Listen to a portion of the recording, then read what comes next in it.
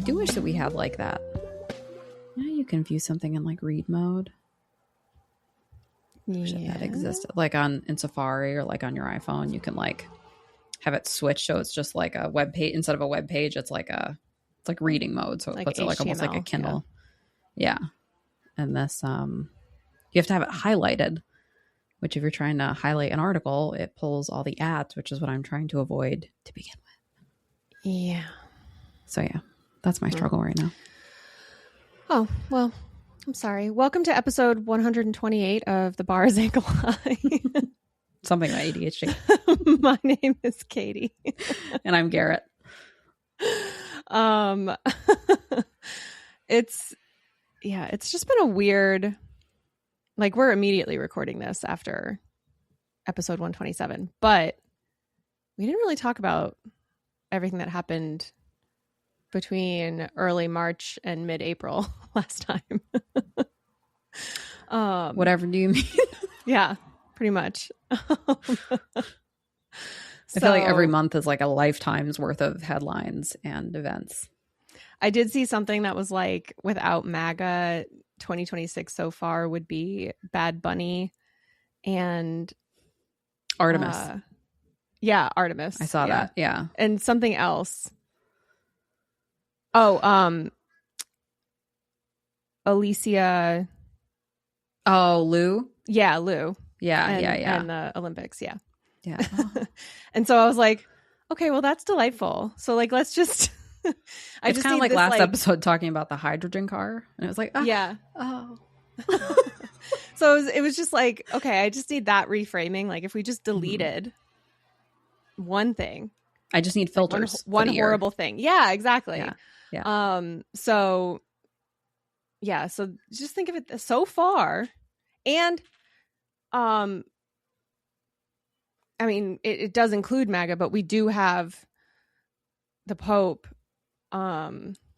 just taking a huge steaming dump all over Trump and Vance, which is delightful. The Pope saying, like, look, I'm not going to get into a political pissing match, but also I'm not scared of anybody, was just like, mwah. There's so Loved many like lapsed Catholics online that are like, am I going to have to start going back to church? Yes, yeah, I do love that. I do. Or when there was that rumor online that Trump was dead on Easter, and everybody's like, I swear to God, I will go back to church for the rest of my life. It's so true. Yeah. I'll just be bummed if he dies while I'm pregnant and I can't drink a bunch of champagne. That'll make me sad. But if he dies while you're pregnant, then your child won't be born under a Trump administration. True. So that's very true. You know, grain of salt. Yeah. Makes you feel better. I really can't drink anymore anyway. So it's one of those like I really don't drink very often because I really do prefer to smoke weed.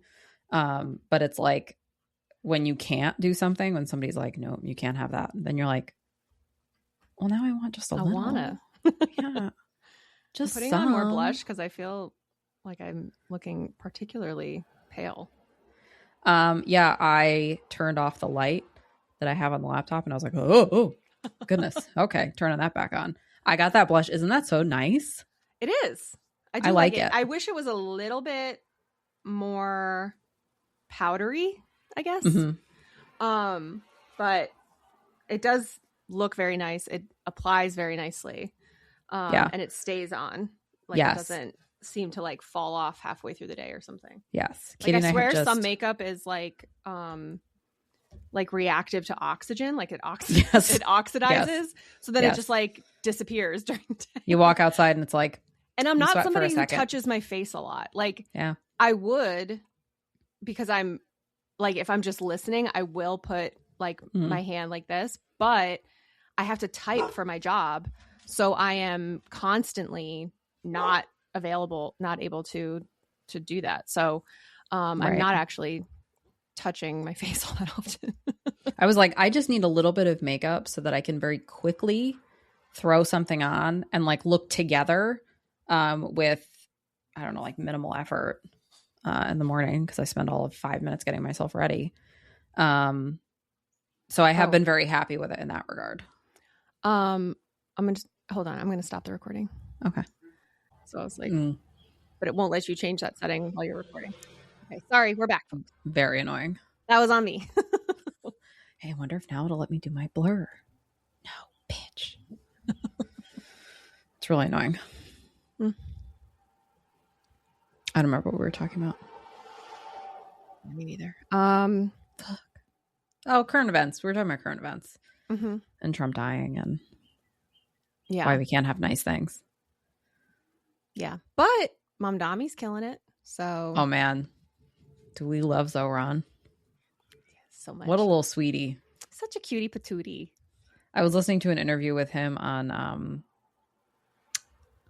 it was, I think Elsa Chang was interviewing him on NPR, and she was saying like, oh, well, now that, you know, like before you and Trump met, like you both had a lot to say about each other, and you know, he called you like a madman and you called him a fascist. Like, she said, now that you've met him, like, how do you feel? Do you still think he's a fascist? And he was like, yes. Which was, it was just honestly just like very satisfying to have like someone in politics just be like, yes, I said that and I still feel that way. Yeah, like not making it like a conditional statement or like, oh, well, there's a lot of different interpretations of fascism or whatever. Like somebody was talking to Cory Booker recently and was asking him about his AIPAC donations or like money that he's getting from AIPAC, and he's like turning himself in a pretzel. And I'm like, I don't get out. And go home. He's particularly disappointing given his grandstanding last year. And I watched a video when he was I think he was the mayor of Newark, and he ran into a burning building to save people. And I was like, this is what we need. We need somebody like this. And then that AIPAC money talks real fast. So it is a very modern, very documentable example of absolute power corrupts absolutely. Yeah. Because and it's sad. It's really sad. And then, you know, and again, it's that thing of like, I'm not like, look, I will be insufferable if I win the lottery. Like, I will be absolutely outrageous. Like, of course. But like, my version of being outrageous is like having like ostentatious, not like it's I'm gonna buy myself this really nice handbag without thinking about it. It's not I'm gonna accept money from somebody committing a fucking genocide and then defend it. Like and then try to lobby for their points. Yeah. Like it's so like one of my issues with a lot of these like MAGA grifters, like specifically like Elise Stefanik, or like Eric Swalwell even, it's like where there's no value system driving you. It is fully, I am going to do what's best for me right now, and I'm going to get as much from it financially as I possibly can, and just like use and abuse your way right through. And there's no value system driving your decisions. It is all like truly money talks, and it is just like, it's so gross. And it's very frustrating because it is that thing. And I think across party lines, I think part of how we got here is that everybody agrees, like, wait a minute, I have a household budget. I have to stick to my budget every month. Why doesn't the government? Like, why is their demand for money only going up? Why is it why is there never a road that's just good? And that's my thing. It's not even how much I pay. It's if I'm paying this, I should be able to get benefits in exchange for that. Like if we're paying this much in taxes, especially not being fucking billionaires, why can't we have health insurance that is standalone from our employer? Like there's no excuse for Flint, Michigan having a water crisis. Right. Right. We have enough for bombs. Exactly. And lots like, and these lots are and lots of bombs. fixable things. Like, I'm not saying like, well, you know what would be great is if every car in America was a hydrogen car, but how are we going to implement that? And how would we build that infrastructure? And where are we getting the hydrogen to refuel these? Like all those questions. It's things like, hey, the school district needs new textbooks because the old ones are out of date because so much like, what about new a stuff has happened. Right. Like, so, and saying like, okay, you know what? The football team is going to have to like chill on the, like, even the scrimmage equipment. Like, you don't need to replace the scrimmage equipment this year because the books inside of the school have to get replaced. That teach all of the students. It's just that sort of thing where it's like every person, and again, like, regardless of your party affiliation, everybody understands, like, I have a budget. If I'm saving up to go on a big trip, that's where my money's going to go, versus a year that I don't have a big trip planned, then I can spend on some other things. But like, everybody makes those adjustments as they come. And the idea that like suddenly it, like you said, like, you just become these politicians become these like disgusting, self-serving, you know, greed mongers. You expect all of them to unzip their skin suit and just a lizard steps out. Like, at a certain because point, it's like, where's your fucking... It's like Mars attacks, you know, like at a certain, you know, and you're just hoarding wealth for yourself. And again, it's that thing of like, if I win a Powerball jackpot, absolutely, I'm going to, you know, demolish this house, rebuild it, rent it out at a reasonable rate. But like, I'm also going to live in a nice fucking house. I'm going to live in the house that I want to live in, but it's not like I'm going to bulldoze an entire city block so that I can live in the house that I want to live in. Like, I'm not displacing others, which is like, and that's the thing where it's like, I know I'll be obnoxious. I know that I'm going to have, you know, my hair done, my nails done. Everything's going to be like very cute. All my clothes will be tailored. Like, they fit me like they should. Little things that are like absolute luxuries. But like, at the same time, I don't see it being possible to get to that point where it's like, oh, this isn't enough. I'm going to do everything I can to exploit anyone else so that I can have more. And that's like, it's frustrating, I think, for everybody. It's just the solutions that are being offered. You know, part of it is like, we have to vet who's now offering these solutions. But, it's exhausting. You know. And I just feel like all of this, it just is shifted all to the consumer. So the consumer has to absorb all of the market changes that are happening, that are driving up costs for these companies. And the electric grid needs to be updated. We're going to have to pass that cost along to consumers. And, you know, oh, well, there's tariffs, so our prices have gone up, so we're going to have to I mean, it is like between the tariffs and the cost of food because our climate is changing. Like, we're using too much water for these data centers. Like, it is just like a snowball of like shit rolling downhill, and it is just landing smack dab on the consumer every time. And it is just like so tired. It's just so tiresome. And I'm like, are we not ready for like something better? And that's the only thing I'm hoping comes from Trump era politics, is some of the things that have been dismantled, we can actually build back better and do something. Your farts are out of control. Listen, if I had that much movement going on in here, I'd be very happy with it. When those go by, we call them naughty boys in our house. So my daughter will go, "What's that?" I go, "It's a naughty boy," because it's always a naughty boy. You don't see 20-year-old girls revving their engine past the house. No, it's naughty boys. It's always naughty boys. So yeah, it is just like, it's just really tiresome. And I'm like, are we not just ready for something that works better? Like, can we just... Well, and I think we are. At minimum, are you not just sick of us complaining about these things on a loop forever? I'm certainly sick of having to complain about these things on a loop forever. Yes. But I do think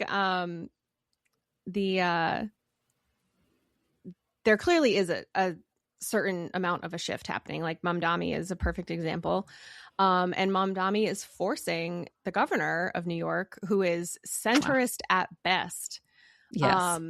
Like in the grand scheme, she's probably right wing, but it's we just have to take what we can get. Yes. I mean, yes. I mean, she's more conservative than Biden was, and Biden was a dead centrist. Yes. And also, like, what I think of every time I think of the governor is when we were talking to a friend of ours who works in politics, and you said, "What's wrong with her posture?" And our friend goes, "She's a senior citizen." Yeah, friend of the show. I can't literally every time I see Hochul, I think of that, and it just makes me laugh so hard every time. She is because also citizen.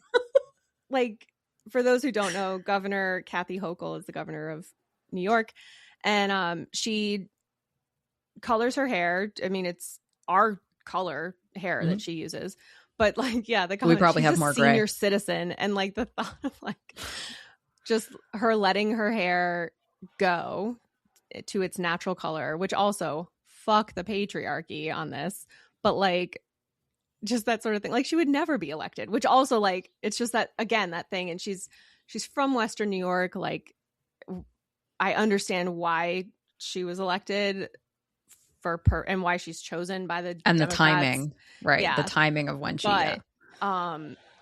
Yeah, she's also the one who put National Guardsmen in the New York City subway. So she's not progressive and wouldn't endorse Mamdani. No, she wouldn't. And so now she's like forced to work with him, and it's really forcing her to be much more progressive because you have people in Albany and Syracuse and Buffalo who are demanding that their cities be more like New York City with community grocery stores and free bus fare and all these other things that are, you know, and these childcare credits and things that are actually helping people to work and to, you know, pay taxes and buy things and be part of the economy. Because people aren't complaining about having to have a job and pay taxes and it's like, no, just meet us halfway and make these things reasonably efficient and inexpensive to have to patronize all the time. Exactly. And stop when it comes the bar's ankle high. Yeah. When it comes to jobs, also, you know, stop telling me that because of inflation, you can't give me a raise or a promotion or whatever, but you're expecting the same, if not more work from me. We're still going to be giving out bonuses at the end of the year, but only to certain folks and whatever. But so it's you know, all those sorts of things that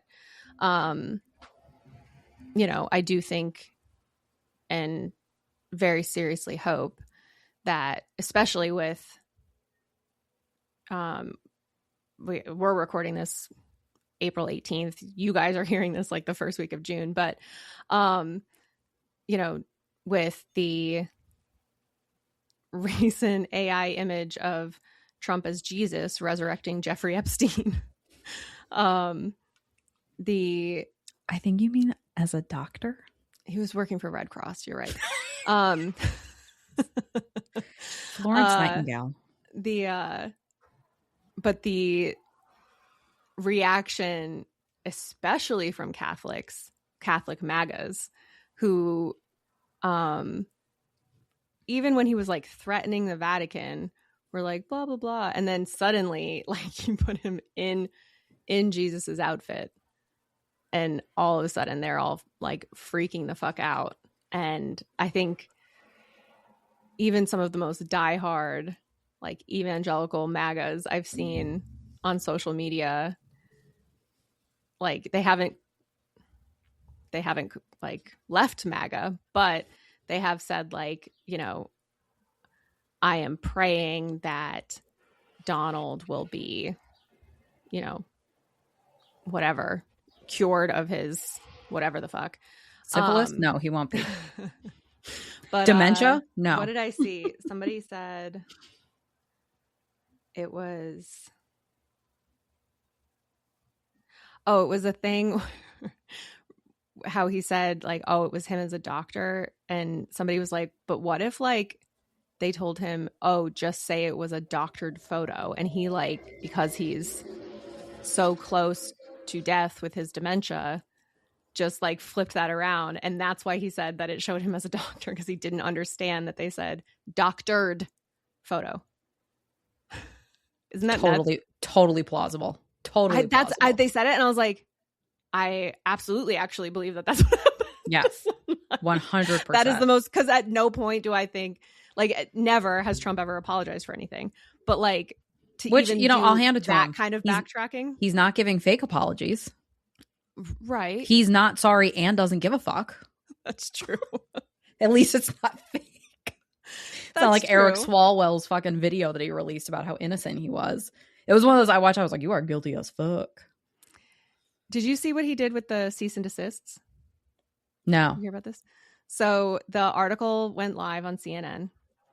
And it says like unnamed women, like they're remaining anonymous, blah, blah, blah. He texted, or his attorney texted those women cease and desist letters at midnight to their personal phone numbers, even though they were unnamed in the article. Aww. The actions of an innocent man, everybody. That's definitely something you do when you're not guilty. Yep. And then to turn it into like, oh, this is just a MAGA plot to get me taken out. Like, no, motherfucker, there's two other Democrats running. Find like, out. What the fuck is the problem? There's two other Democrats, and they're both well situated and qualified to be governor. Like, shut up. It's the fucking primaries. Bye, bitch. Like, goddamn. Yeah. You're lucky we did it now instead of after the primaries. Later in the game. Yeah. Bitch. Unfortunately, our saltiness towards a lot of the male population has not changed. It's grown, actually. I don't think that's unfortunate. I mean, I don't either. Maybe it better be. Or else give you a knuckle sandwich. We just did a coordinated. That was so great. I loved that for us. That could be the still for the podcast. Oh my God, knuckle sandwich. Oh my God. I did like, you know, I feel this need to, what do they call them? Like when like feminist microaggressions, like reclaiming things. So like I was walking the sidewalk and there was 3 young men walking towards me and they wouldn't fucking move. So I also didn't fucking move. And I made one of them move. And it felt very good. I love doing that. Yeah. I enjoyed it. Yeah. That's like last episode we were talking about my car shopping saga. But part of the reason I'm mad at Honda right now, at least the Honda dealership that I deal with, is because a year ago when I was getting my front brakes done, they had asked me about trade-in and blah, blah, blah, and getting in a new car and this, that, and the other. And they told me at that time that my car was worth about $15,000, maybe $16,000.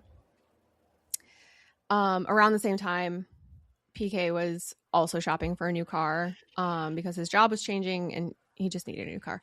So he was dealing with the same dealership, and he like followed up and asked like, oh yeah, they said, you know, this much for her car. Like how much, you know, would it really be? They told him 18. And that really pissed me off that they gave him a $3,000 to $4,000 higher quote than they gave me. And he doesn't own my car. That car is older than our relationship.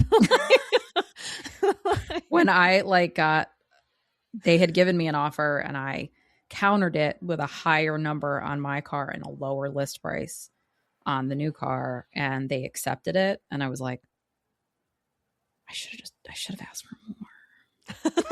I was immediately like, fuck. I should have gone up another 1,000 on each of them. Yeah. So we'll see. I am going to get I have also walked into dealerships alone and they won't approach me. So that's also a treat. Yeah. And so that's the other reason that I'm like, I do think I could get everything that I want in the highest trim level at Honda at this point, because I also got them to cave on the trade-in value for my car. Mm-hmm. But on principle, I don't want to. I know. So that's the thing where I'm like, I do have to like go where the numbers make sense. Right. Right. Like, which again, it's what sucks about being a consumer right now. Like there are times where it's like, do I want to do this other more ethical version or something that's, better for X, Y, and Z reason? Like 100%. But also like, yeah, I have money and very little of it actually. Right. And everything is more expensive. Yeah. So it's just, they keep asking me to continue to pay for things. And I just thought that like, and then they go, I've already done that. Like my car, they're like telling me all about this app, like download the app that goes, blah, blah. And I'm like, okay. So it has like remote start on it. If I forget to lock the car, I can lock it. Which I will say one thing, switching from a Honda to a Toyota, my Honda, I would just have my keys in my purse and I could just walk away from the car and it would lock. And my Toyota doesn't do that. So I have to like remember to lock it, which is a problem when I haven't had to do that in years. I still have to affirmatively lock my Honda because it was so much older than yours. So well, my old one crazy for me, was a 16 that I had for like, I don't know, I had that for like 8 years. And then no, I know. I'm just saying like the like it's a harder transition because I had it. Yeah. It wouldn't be a change for me, but PK's car does what you're talking about. Yeah. And it is a very nice feature to just like it's great. Away. But now I'm like, I also thought this app was so great, but then I actually looked at it and I was like, this is only available for 11 months. You're only giving me the option with the app for 11 months and then I have to pay for it. Mm-hmm. But the capability is there. I just paid a fuck ton of money for this car and you're going to make me pay for this app after 11 months? Mm-hmm. If I have to pay for one more motherfucking prescription, and it's like $15 a month or something. Like, it's not it's not like okay, it's like another streaming service, right? Like if it was like $2.99, sure, whatever, right? But like, no, I was like a hackable thing. Cool, thanks. Right, and also the dealership, as they're like getting me all set up and making sure I'm all connected, mentions nothing about this. I noticed it when I started setting everything up. I was like, so you didn't even fucking... And I'm not thinking to myself, like, I should ask if this is subscription based, because I feel like at a certain point, it's like, can I lock my car? I don't know. Did you pay your fucking monthly subscription fee? Like, it's just crazy. So yeah, I'm, let's just burn it all to the ground. Start over. Because this was not a good system. Yeah. It's not a good system. No, I agree. I think, what they need is to like just have a couple women from 35 to 45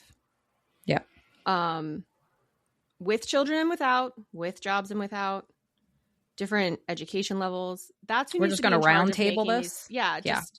We just need to really make these decisions. We need to be the decision making committee for everything, and consider the workable life that we want to live. Give me like 5 Leslie Nopes and we could literally fix everything. Oh, in like a week and a half. Yeah.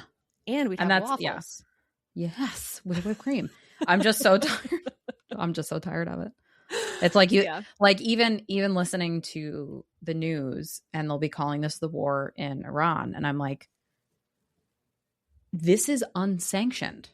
Yeah, it's not a war. Congress never voted on this. Mm-hmm. So it's one of those, I literally every time they say war. Although now we voted to not stop it. Thank you to the Democratic representative from Maine. I love this loophole system that we have. Yeah, I literally I listen to it and I'm like yelling at the thing because I'm like, don't get me wrong. Yeah, it is a war and we're terrible and, can acknowledge at face value all the bad things, but also the process for declaring war in this country has to fucking go through checks and balances. And we just have this dementia soup in the fucking White House. Yeah, I just think if there's somebody who can't tell the difference between doctored and being a doctor, that perhaps that person should not have the red phone on their desk. Yes. That casually tweeting that he's going to end a civilization. Like, right. Like if you're going to be sundowning every night and, declaring effectively nuclear war. Yes. While we sleep, and then we're all just waiting to see if what you're going to do. 8 o'clock on a Tuesday, we're all going to die. Yeah. You know, when you make me clap for Tucker Carlson, I'm mad at you. There's so many posts. There's why am I saying thank God a voice of reason? Tucker Carlson is here. If you guys are not on Threads, you need to be. I do. I understand it's a meta much. product, but there's so often. I saw a post the other day where this woman was talking.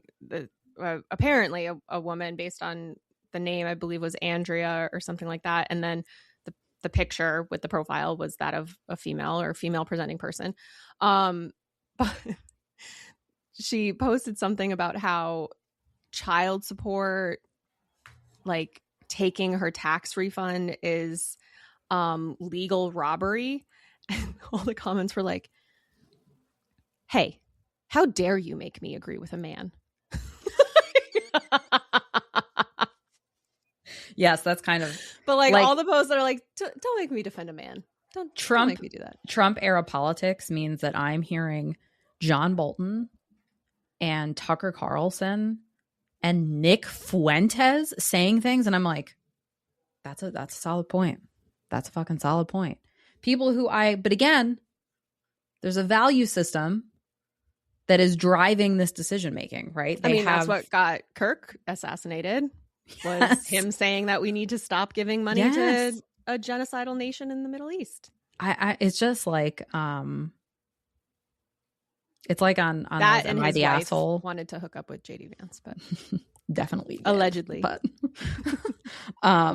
it's one of those like Am I the asshole posts where somebody writes like everyone sucks here, like everyone sucks here, except for me. I am very cute. I'm an angel. I could never do that. Yeah. So anyway, we're doing great. The world's going great. Yeah. Can't you tell? Can't you tell? We're waiting for syphilis soup to kick it, and for the inevitable feeding frenzy that will happen when he dies. Feeding frenzy. Yes, flute fries. Because that shit is just gonna. There's nobody. Oh, it's gonna be Nobody's gonna be able to win over his people. But him, because it's a cult. What is it? But like baiting piranha infested waters. Yes. And like bones come out. Like no one's gonna survive that. It'll be a bloodbath. Can't wait. Personally, I just wish that I could be a fly on the wall. It's kind of like when January 6th happened, and then they had those hearings, and you were like getting the inside scoop from people that were like in the White House as he's throwing the ketchup at the wall. And it's just like, I've been waiting for this for years. For sure. I can't wait. So I do know when things inevitably fail, because they will, because it's destined. I just will look forward to hearing all of the hot goss that comes out of the White House. I think it was very satisfying last time. That could heal us as a nation is just declassifying everything. Yeah. Just declassify it all. Yeah. And we'll start over. Like start fresh. Yeah, right. Declassify everything. And then from now forward, okay, now we can have new classified files. Yeah. Different standards and everything, but like everything before, like let's just air it all out. Yeah. Shake it out. Yeah, exactly. And it's like flipping a bed. You gotta flip it around sometimes. Yeah. And do that. And then we'll regroup. And we'll try again. That's what I say to my daughter all the time. Do we need to just take a minute? Let's take a breath. And then we'll try again. Okay. It's never okay. But yes. I was trying to describe to PK the other day how when I went over to pick up the potatoes from you, so Garet gave me some potato sprouts to put into my own garden. And so I stopped by after work to pick them up, and your daughter was like very upset that I was not coming inside. Yeah. But also if I walk inside to grab something, she's screaming because she doesn't want to go inside. Yeah. I was like, okay, bye, baby. And I waved goodbye. And she was like immediately, like red eyes, like the lip went out. And she was like, well, I was like, okay, well, you didn't speak to me for the first 5 minutes I was here. But okay, bye. You never know what you're going to get with a toddler. Yeah. On the edge of your seat all the time. Although PK said this is the age where he prefers children. So he's like, now the kid is He cool can't again. wait to start a family. He's like, this kid is like cool now. Like, because like up until this point, it's something that you can't play with, apparently. Meanwhile, I'm like, give me a baby under the age of 1 every day. Once they're mobile, man, it's in a whole different ballgame. I just love that little scrunches. I was to cuddle a cat. I was just talking to a friend of mine who's got a baby who's like around 1, and we were talking about the stage of life where they are the same size as a toddler and almost as strong as a toddler, but they don't self-propel yet.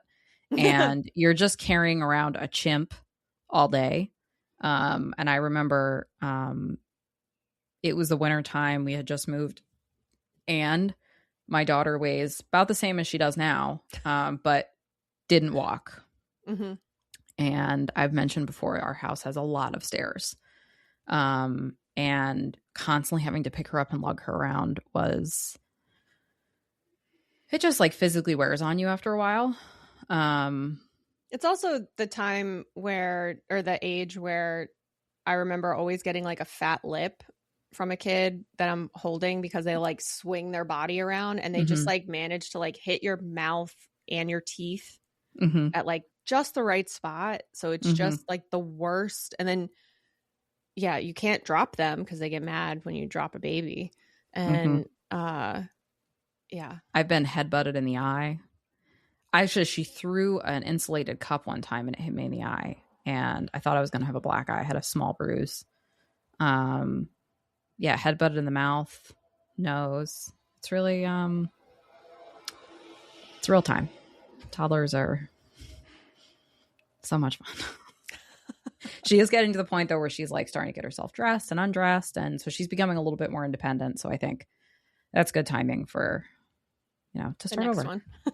Yeah, and start this whole process like again. She's able to kind of entertain herself when she's outside. It seems like no, she can't. Absolutely cannot. But we're getting there.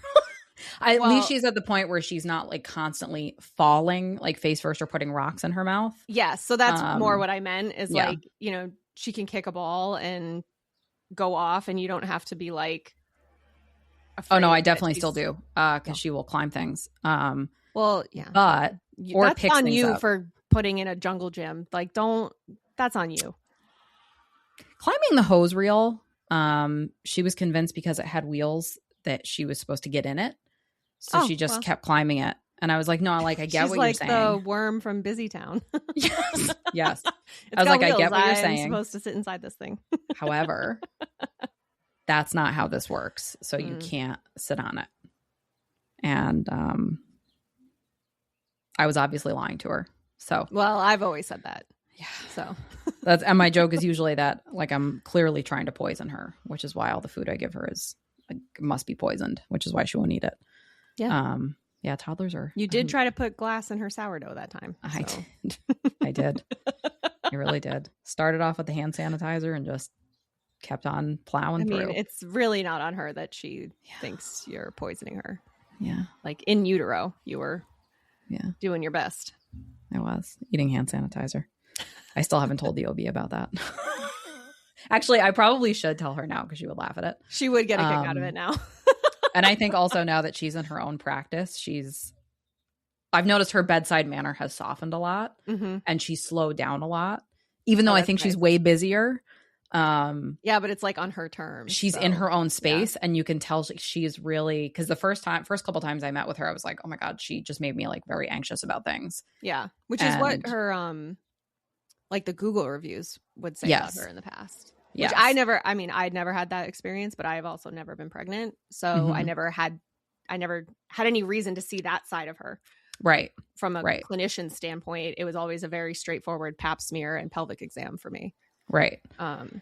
So yeah, she's definitely like I had an appointment with her the other day and I get very anxious. It's very I had lost a lot of weight before having kids, and gained a lot of it back when I had my first child. And this time around, I'm like, I just don't want to gain as much because it just makes it that much harder postpartum. So, and like getting older, it's hard to lose weight. So I've like really been trying to be like very active to like eat well. Like, but the flip side of that is I am also not going to not eat and over exercise and do any of those unhealthy things. The things that I used to have to do to lose weight previously. Right.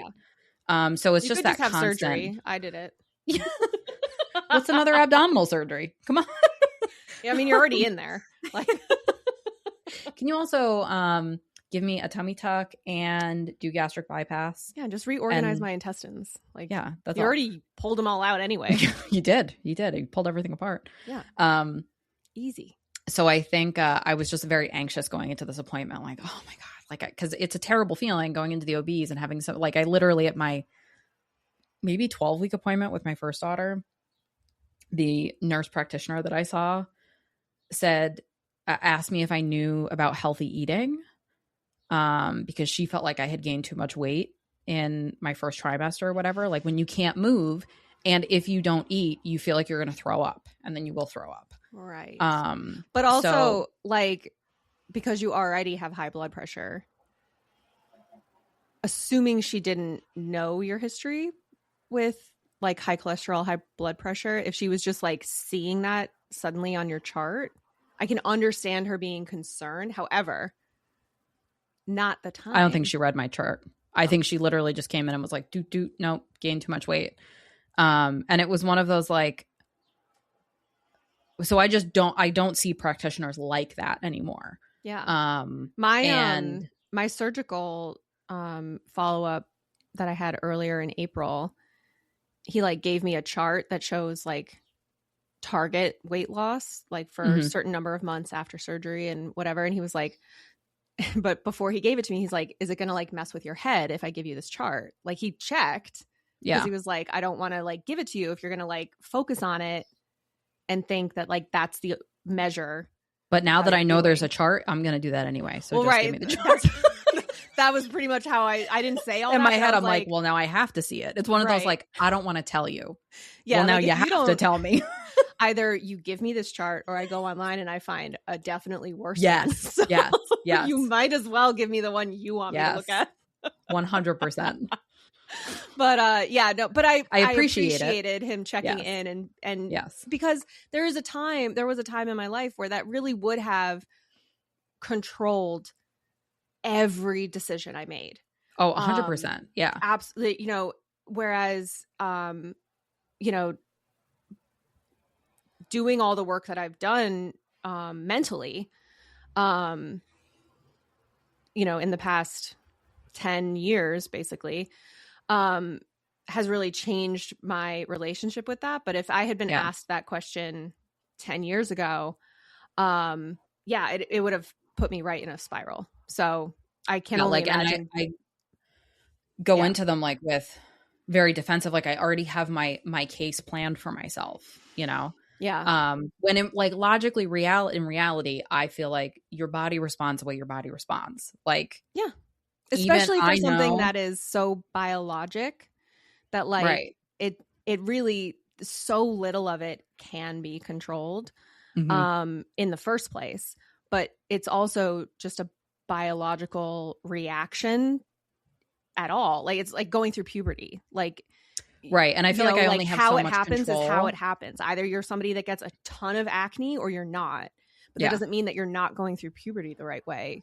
And some people, when like myself, hormonal changes have a huge impact on my weight.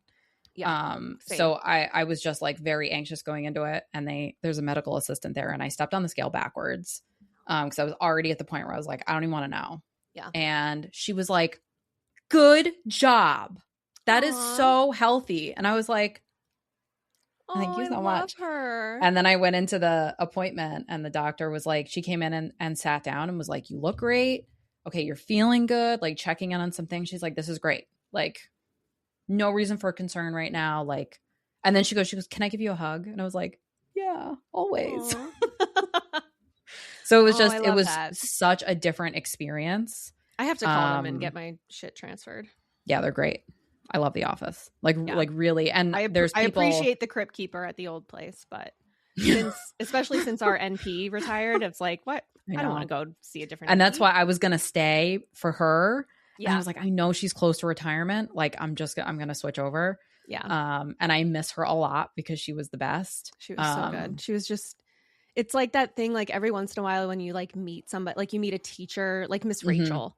Like Miss Rachel is doing exactly what she was born to do. Yes. And like that nurse practitioner was doing exactly what she was born to do. Like you can just, she had like such an intuitive way of handling everything, of explaining things, of answering questions. It was just like, it makes me so happy to see somebody doing what they love, because that's what like this doctor rare. in her own setting now is, it's a completely different clinical experience dealing with her. Well, you said you loved her when you were in the hospital. Like she was how great. She was so different in the hospital than when she was in the office. So I think that the office setting was very stressful for her. Yes. I would think. And now she refers her, like anything that's like of concern or higher risk, she refers to this maternal fetal medicine place at the hospital, which is a new building. It is super easy to get in and out of. And I had to have a couple of procedures done there, and the entire team of people that we had were all young women. Oh, so it was just like, and like so gentle. Like I was very anxious going into the one because there was something that had to like go through my cervix. And I've had, I mean, you name it, like invasive pap smears, colposcopies, like IUDs.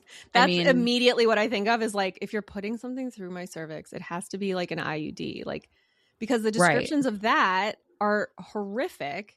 Yes. Even when I maintain they should not be.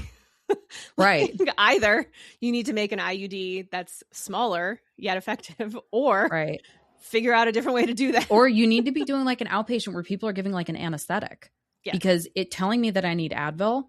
I mean, I get out. Feel like I'm fairly tough and I can endure like a fair amount of pain before I'm like really hitting my max. And I literally was like pale, white-lipped, almost passed like out. Green, yeah. Yeah. And then they fucking left the room for me to get dressed. And I almost fell and like concussed myself because I'm like bending over and standing up quick. And I mean, it's like, it's dangerous. So it's just one of those like, it's so bad. Okay, so 2 stories. I had a friend who had a colposcopy and passed out during it. Fair. And painful. They used smelling salts to bring her to, but she was so out of it that she like took it out of the nurse's hand and put it in her mouth. So then she had a burn on her tongue from the smelling salts because she was so like, she fainted. So she just was delirious when she first. It's also a setting where they'll frequently will give you like a lollipop or something. So you have something sugary. Well, and you can't choke. It's next to it's a hand in front of your face, like holding something. So rock candy. So there's that. And then I have a different friend who had a uterine ablation, which for folks who don't know, it's basically a sterilization procedure, but they insert a balloon into your uterus and then fill it with boiling water to scar the lining of your uterus or the interior of your uterus so that you are not able to produce a uterine lining that can sustain a fertilized egg. It's also used to help folks who have really extensive bleeding or whatever. This person is a lesbian. There was no risk of like fertilization, but she just didn't want to have periods anymore. So they did not give her. They gave her like oxy for that procedure. They did not put her under. They gave her an oxy or like a Tylenol with codeine or something. And she was like, I was really loopy. And I was like, not enough. Yeah. And I also had to, when I was going through fertility treatments, I had to have a procedure where you go in for an x-ray and they put a balloon in your uterus and inflate it. And it's not for like a second. They do it for like several minutes so they can get all of the pictures that they need to get to make sure that like structurally that your uterus is like sound for a pregnancy. So it was just, I went into this like absolutely dreading it because I was like, man, this is just like women's healthcare. Like I'm just forced to like fucking endure. I mean, you know, we lost a pregnancy and initially everything was going to be in the hospital under general anesthesia and, you know, straightforward. And I wound up having to be at home doing things myself. And they give you Advil and Tylenol, and that's it. So it's just one of those, like, they would never do this to men. They would never do it to men, to go home and endure something on your own like that. Yeah. And clearly that standard of care has not been set by women, let alone women who have gone through that procedure. Right. And are able to actually like speak from experience. It's just set. So like it's almost like they're assuming drug seeking behavior as if somebody would go through a DNC just to get pain meds. And there are plenty of DNCs that they do without general anesthesia, which is just like the degree to which that is horrifying. Or uterine ablation. I mean, so that's why I went into this, like, just bracing myself, like, knowing that you have an appointment coming up that could be extremely painful and also kind of dangerous was just like that. The woman Kelly Girardi, who just had her baby. She was like one of the astronaut ladies, and she had like 8 years of secondary for infertility, and like went through all these different in vitro procedures and all these things. She actually just launched like as a push present for herself. It's like a grant to help other people have fertility treatments so that they can have kids. But she had her kid, gave birth, went home, and then was admitted back to the hospital for like 3 or 4 days because she like there was more like placenta or whatever in there that they had to get out. So she was like turning septic. So they like gave her Pitocin. And probably also contracting. Right. And so they were giving her Pitocin to induce more contractions to try to get it out and like all these different things. But it makes me think too, if you ever watched the show Outlander, there's a scene where the main woman, Claire, she has a pregnancy loss, but she's like a little bit further along. I want to say like maybe 5 or 6 months ish. So there was like something to deliver. Like she went into labor early, basically, is how they put it in the show, but presumably went into labor because the fetus was no longer viable.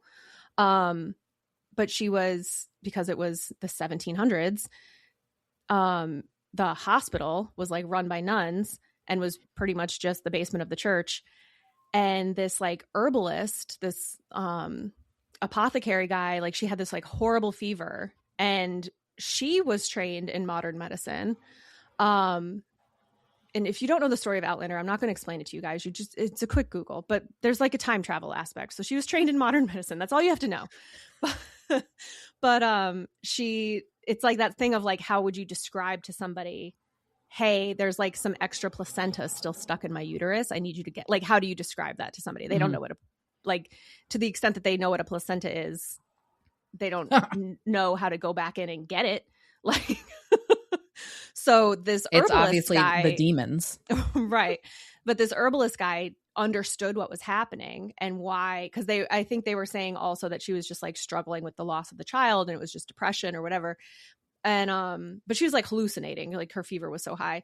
So he went in with his hand into her vulva and like was like with the other hand like massaging her stomach and like got the extra piece out so she like healed. But it's like that sort of thing that I'm thinking of when they're like, and she did that without anesthesia, of course, because it was the 1700s. But it's like, hey guys, it is also it's the same thing with the cars. It is 2026. I refuse to accept that cars, like that AC is a luxury item in a car. I refuse to accept that having general anesthesia or at least twilight anesthesia for these types of procedures is asking too much. I refuse. This is ridiculous. Are we a first world country or not? I mean, we're not, but like if we're going to advertise ourselves as that, we could at least pretend in these big moments. Yeah. I mean, I remember when I had to have they were telling me I was going to probably have to have a colposcopy done a while ago. And I thought you meant like after. No, like DNC, and I was like, why? Years ago. And I asked if I could have like something for pain, like a lidocaine or, you know, like a local injection. And there was only one doctor in the practice who would do that. One. And it's one of those like, why? Again, like, so, and that's the thing too, because it makes me think that like the only reason that we get Novocaine in dentistry is because it's harder for the doctor if we're moving around because of the pain. And biting. Right. So like, again, it's that like, we just need to be more disruptive, I think, is the thing. We need to be kicking like, more. Anytime I have to go for anything, like, I mean, when I had the pregnancy loss, I went to leave the hospital and I was like, I need something more than Advil and Tylenol. I said, every time I have anything happen, I'm told that Advil and Tylenol should be enough. And don't get me wrong, super effective, especially when you like overlap them, take them together.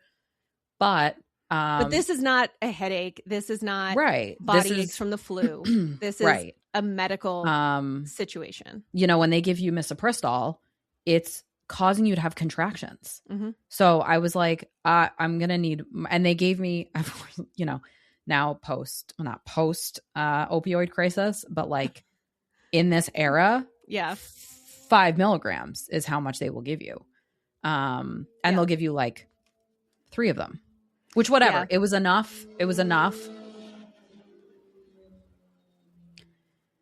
to get me through like the worst of it. But it's one of those, like, I had to ask for that specially and kind of insist on it.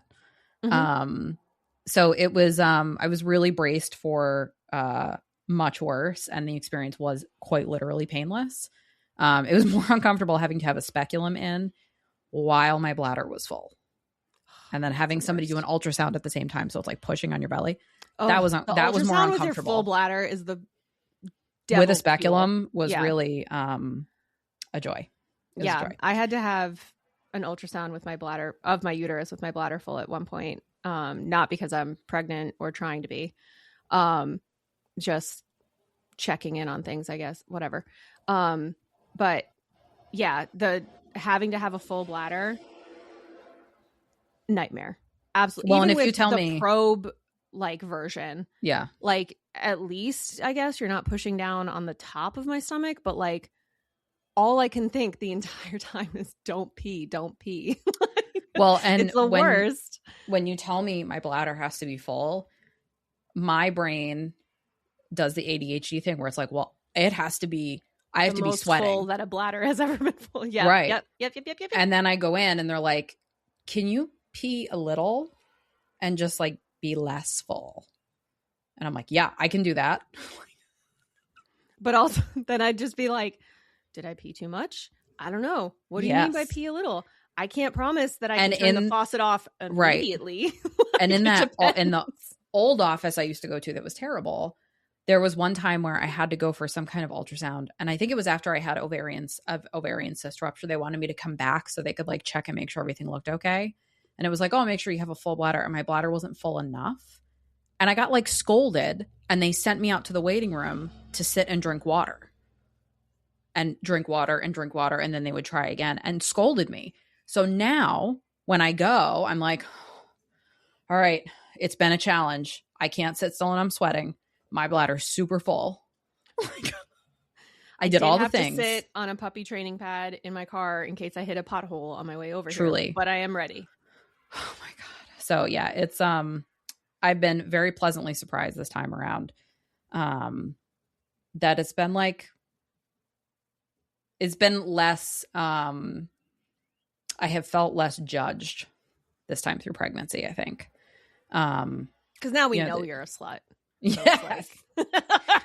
And it's also like, I mean, a bit of me knowing what to expect, but also knowing like being able to kind of choose practitioners a little bit and have a little bit more know when somebody is being an asshole and it's not that this is how it is. So, yeah. Which also, is one of those things that definitely comes with age, which,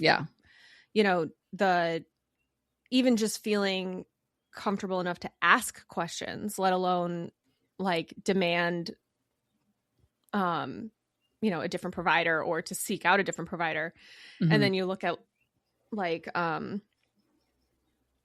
these folks that are pushing for women to get pregnant as young as possible for the most part.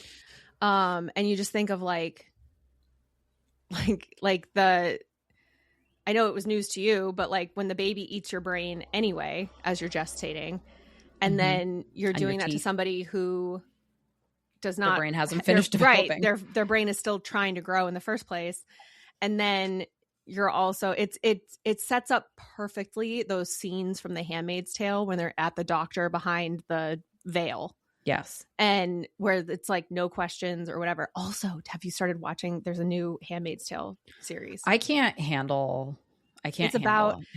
heavy for me right now. It's not so bad yet. I've only watched the first couple episodes, but it's about Agnes.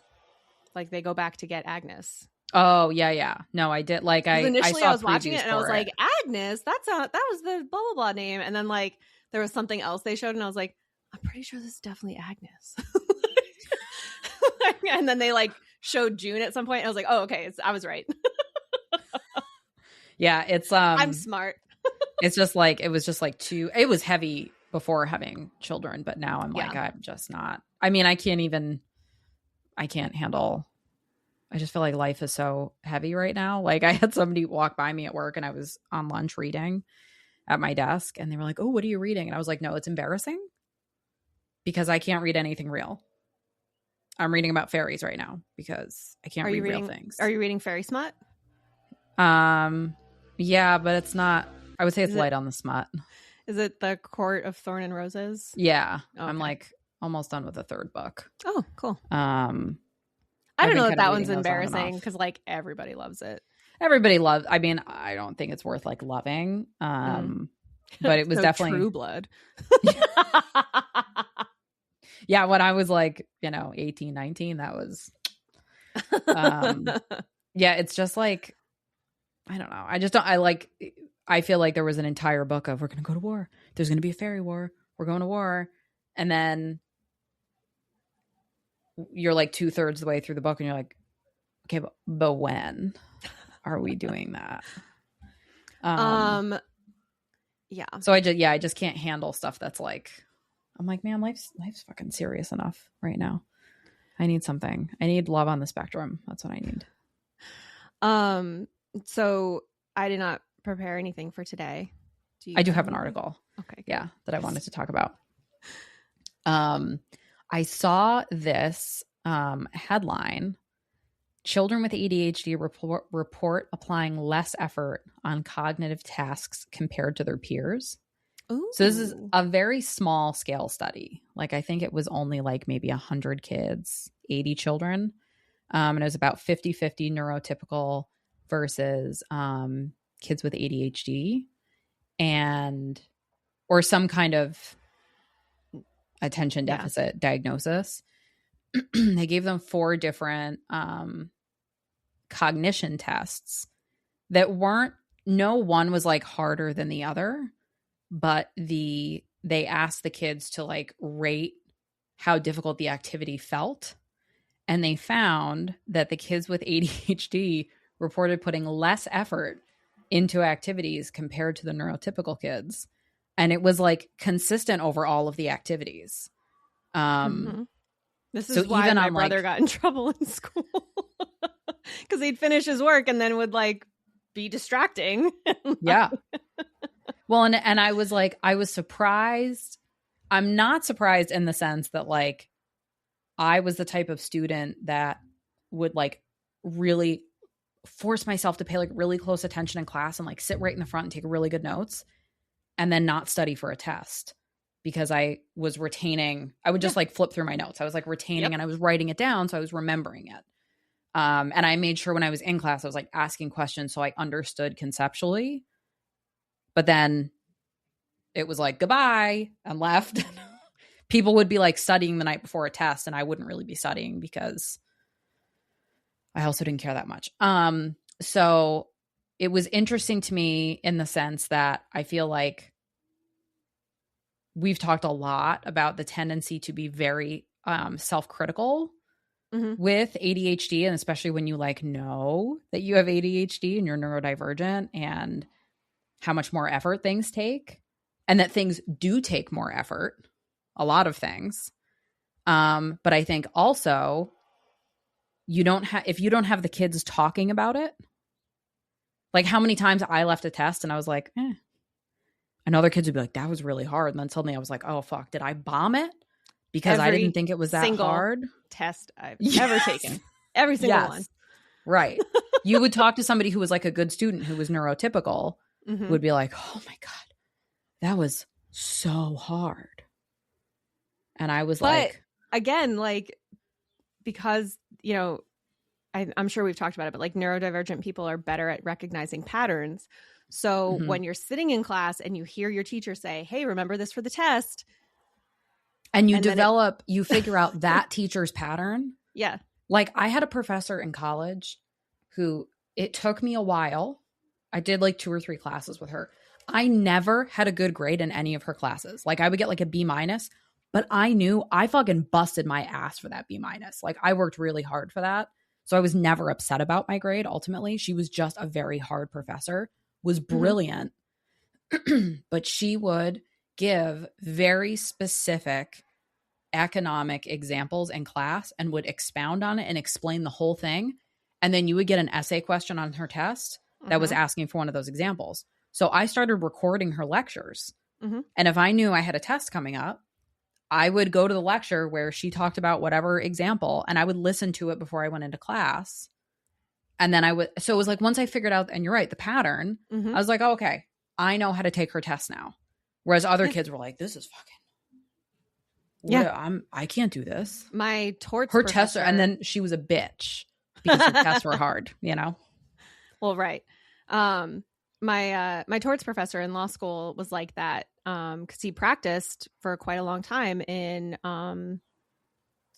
products liability stuff. So like whatever. So he'd have all these stories, like stories of why there's lids on your washing machine. Because, you know, he had a story of the agitator the top of the agitator coming off during a spin cycle and severing someone in half. And like... Oh my God, like tell me every one of those stories. He'd have all these stories. Yes. And then there'd be these essay questions. And law school, like you get the one test. There's one test a semester. Right. That's your grade. Right. But he'd have like, there'd either be like a multiple choice or an essay question on it. And there'd be like these little like Easter eggs of the lecture. And it was like something that he had explained as part of his practice. And how she was. Yeah. It was like, yeah, like it's just those sort of things. But yeah, I think because we find those patterns and that's what we look for. Again, I think our brains are much more malleable because we're looking for that easier path because it's so hard to like channel whatever executive functioning we do have access to. It's either this or it's this. Right. It's either a ton or none. Yeah. So, I mean, it's good to know that that's confirmed. Yeah, it was really interesting. Like they're saying that obviously like this is shedding light, obviously very small scale study, but it's shedding light on the fact that there may be there's definitely important factors that are not captured by like scores and scantrons. Right. That there's a lot more context and complexity. Like even when politicians will have like that guy, James Tallarico, who was running in Texas, he did an interview with somebody and they were like complaining about SNAP. Fucking real nerve. Right. But he was basically like, hey, like I was a teacher for years. He said, and I can tell you when a kid comes into school and they haven't had a good breakfast, they can't focus. He was like, so, you know, oh, what about Jesus teaching you how to fish? He was like, right. But like when Jesus was teaching somebody how to fish, they had breakfast that morning. Right. He was and like, was he teaching an 8-year-old how to fish? Right. Or was he teaching an 8-year-old their times tables? Right. So it's just like one of those, like there's so much context to it. Or if, you know, if another classes, there were some times where there's classes that I wanted to get more out of, but I had another class that was incredibly demanding and was sucking up a lot of my time.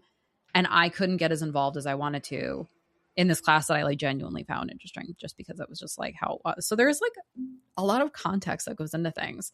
And I think that context with ADHD is like very relevant. Because there are so many variables all the time in how much attention we can give something or how well we can regulate our attention at that exact moment. And we're such literal little freaks because we're so concerned about getting the direction wrong or whatever, doing it wrong. Drinking so much and having our bladder so full that we're sweating. Yeah. And they tell us eyeballs are floating. Yes. They're like, can you pee so we can see your uterus, please? Like I thought this was a max capacity test. So this is an endurance test, right? What I'm hearing is I came in first place. I will take that in ribbon or trophy form. Did I complain the least of all the patients? Does that make me the best patient?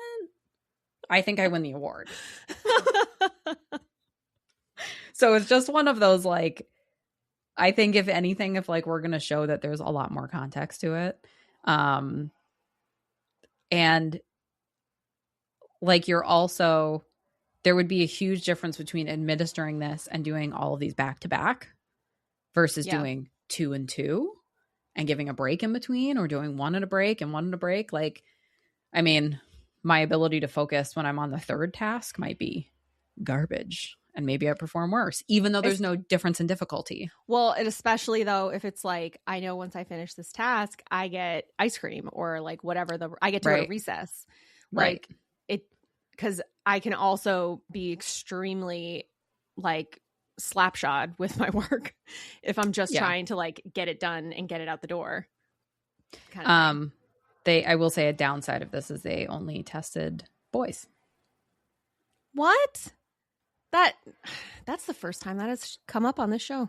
I know. They didn't even test girls. It's like, you see those tweets float around periodically where they're saying how like the predominant thought, because we only pay attention to men's health, was that you grew out of ADHD because men were then able to just delegate all these things they had trouble with to their spouses. And then they didn't have to do all of those things. Yeah, I saw that tweet and screamed. Yes. Same. Especially when you live in a double neurodivergent house. It's one of those like, that's not going to fly. We're not going to do that. And I think it also, like, it speaks to this. Like, obviously, this is not a lack of motivation. If they're rating this as being less challenging than these neurotypical kids, in addition to that fluctuating focus, because I can give you great focus for a really short period of time, just not sustained. Right. And obviously, I can't regulate, which means it's not me being lazy. It's it's the feral squirrel that can't be controlled, scratching around in my head. Yeah. What else am I going to do with it other than just let it scratch? It's that squirrel from it's the squirrel from Ice Age in my brain with the little fangs. Right. Just like casually around. Causing an avalanche. Yes. That's exactly it. Pangea to split up. Yes. That's what's happening in my head most days. And there are times where like my ADHD and anxiety have been, I would say worse, where it felt like bees, like a swarm of angry bees in my head. But now most times it's just like this really clumsy squirrel causing an avalanche accidentally. Yeah. But it's free, And that's what, like, I think it was last episode I was saying, like, I'm not in a stage where I'm trying to control any of my ADHD symptoms, because that's also probably how I'm surviving. So it's just like, let it fly. When it comes to the point where I'm going to have to rein it in, then I'm concerned. But right now, I'm sure, there's also that aspect, especially since you're not medicated, of like masking and how exhausting it is to be masking and how when you're exhausted from masking, how that's going to affect your cognitive abilities. Which I feel like all my brain knows how to do is mask. But like if you're just been all mask on. But you're not, if you're just kind of like letting it fly so that and I'm also able to like direct your attention to all these different things and not hyper focus on one thing. So it's probably allowing you to not get completely burnt out, like it would if you were trying to give 100% of your attention to each of those tasks. Yeah, because it's also I think there's an element of, I want to say like even parenthood, where it's really just like resigning yourself to the fact that you don't have control over anything. Mm-hmm. So you just got to ride the wave, and well, I don't know what's going to happen. We just got to let it fly and see how it goes. And I've just had to apply that to everything. Yeah.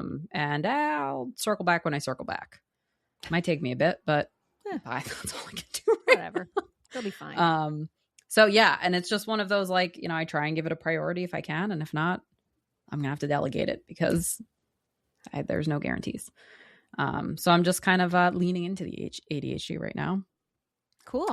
Because I would say now it is a superpower. I am used to my brain functioning kind of like this anyway. So I'm just trying to use my phone calendar and cut down on things that I forget. So I set reminders for myself, use my calendar, and hope for the best. I have two reminder alarms on my phone. One is at 1:30 p.m. It's at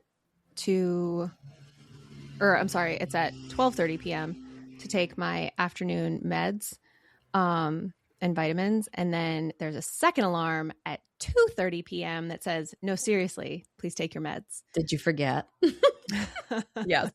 I saw a tip where somebody said when they take their meds, they flip the bottle over so that visually they know I took that.